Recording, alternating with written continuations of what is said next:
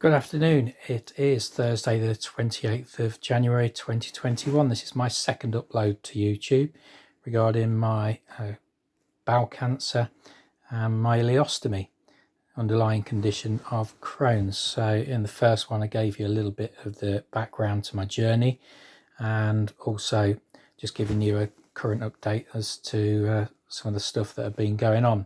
So I thought I'd just upload today because I've had my second round of chemo this week, yesterday on Wednesday, and thought you might be interested to know how that's gone.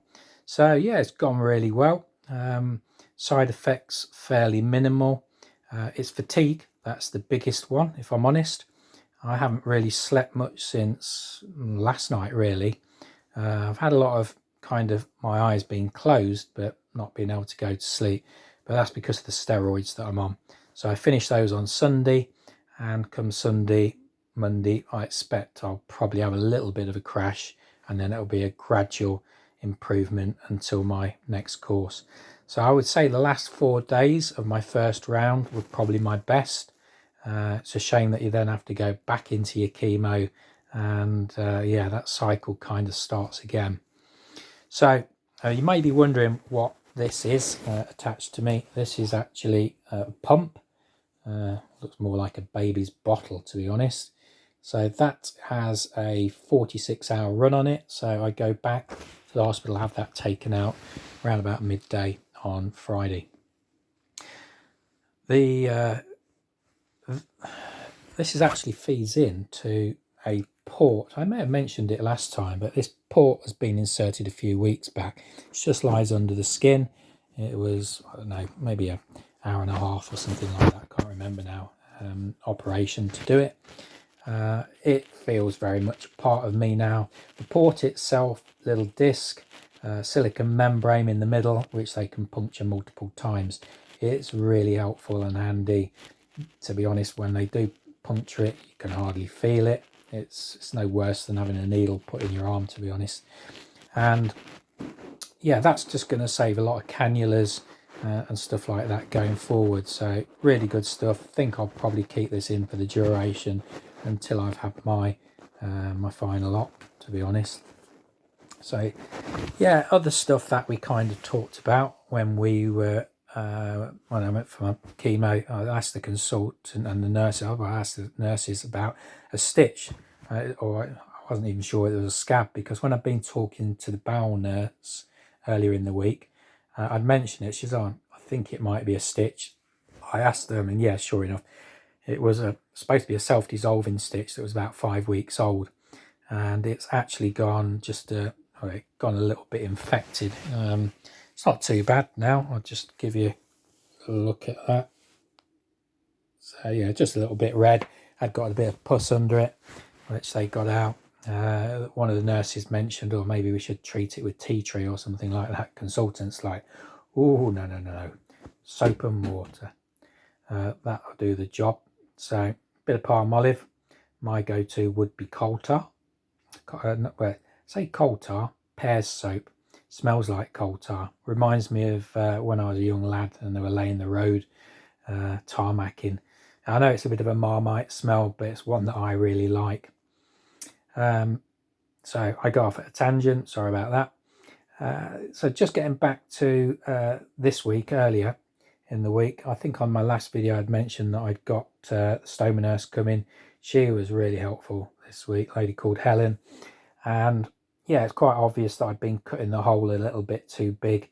Your stoma, as it settles down, will contract, and yeah, it will stabilize, and then they can do some pre-cut holes within the bag, which makes it a lot easier than you having to try and find a template and second guess really what size it should be.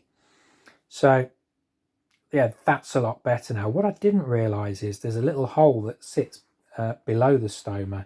I think I'd need a mirror to be able to see that. Don't particularly want to look at it. It's a little hole there where I believe they form a loop, and there is a bit of secretion that will come out of that. That's probably where some of the irritation has come from and why it's been sore. The other reason, as I mentioned in my first video, was my belt had been rubbing on it. So I did have the support, I think she's called a support nurse, that came out earlier in the week as well. So she's getting me a strap that will help in terms of that rubbing, protect the stoma as well. And once I get back to football, which I certainly hope I will do, that's going to help an awful lot as well. It'll protect it and just keep it firmly in place. But Stoma nurse was also fitting me with something else a little bit similar to that. That should come hopefully in a week or two's time. And this, I think the main reason for this is it will help push the stoma out. So in conjunction with that, she's saying the bag that I've got at the moment, she thinks that a convex back into it would really be helpful. I mean, the bag that I've got at the moment, as you can see, it's quite discreet. The first one I had was just clear, and I just thought that was standard NHS.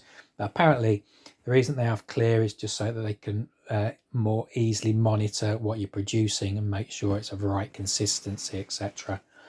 But yeah, now I'm kind of a bit more stable and settled. I've changed to this one. It is definitely a lot more discreet. But yeah, this other stoma, the convex, will push the stoma more into the bag. So I think that's why she's thinking it'd be more helpful as well. Just going back to the chemo, I just thought I'd give you an update on that, because what you do tend to do is they monitor you a bit for diarrhea, because again that's a side effect. You can have the Imodium for that.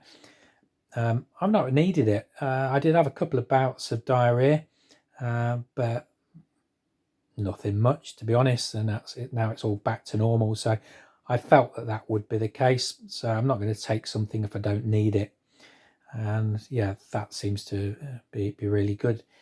No nausea again, which is great. Reflux, I haven't had any of that.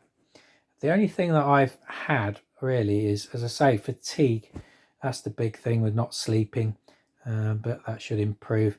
The other thing is return of where your throat and your jaw hurt. So this morning, for example, I had some Rice Krispies, and yeah, I would say probably the first half a dozen munches of that, your jaw really hurts.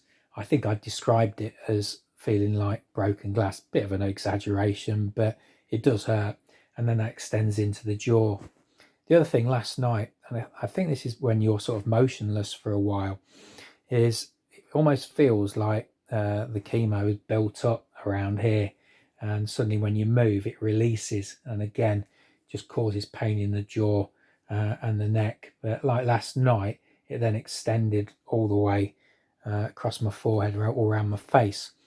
But it only lasted a few seconds. And to be honest, I wasn't that concerned, because we talked about these things with a consultant. And that's where consultant nurses are really good and informative.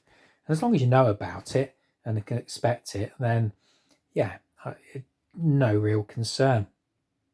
So for me, I think I'm getting away with stuff really lightly. Yes, things can change, but so far, we're week 3, and as far as things go, I'm pretty good.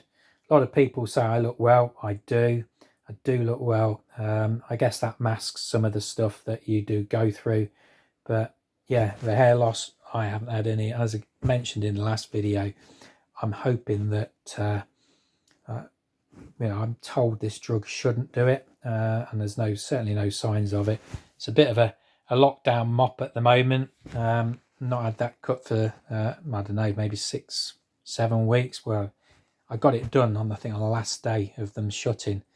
So it's going to grow, because it looks like it's not going to be until about the 8th of March, isn't it, before we can have a trip to the barbers again. That's the least of my worries. I'm sure it is for you. So yeah, as I keep saying, to people, it's a time of opportunity, to be honest. It's unprecedented. Everybody says that. I know it's a bit of a cliche, but it's a kind of time to reset your values, what's important in life. Certainly with this stuff, it resets your values. But I just think in general, we've had time to think that we perhaps wouldn't have had, that gravy train, the rat race that we all that hamster wheel that we all tread like madmen. This is time that we've had to reflect. So I hope it's given you time to reflect as well. I know that for some it's been an extremely tough time for many, many reasons. Um, you know, Financially, I'm sure for some people it's been absolutely dreadful. My heart goes out to you, really does. And there are lots of other things that people have been impacted by this, and yeah, not a great time in terms of that. But if there's one thing you can take from it, try and use the time wisely that you've got in terms of downtime. I know it's awful not being able to get out, see people, and go to places that you'd like, but they're going to be all the sweeter, aren't they, when we return? So that's it from me. I'll give you another update in a few days' time. Hope it's been useful. Would appreciate any comments that you've got, particularly if you're suffering from Crohn's or bowel cancer, or you've had a stoma. If you've got any questions, I'm not saying an expert. I'm certainly not. But yeah, fire away. Let's get a bit of chat going. So God bless. Hope you have a good week.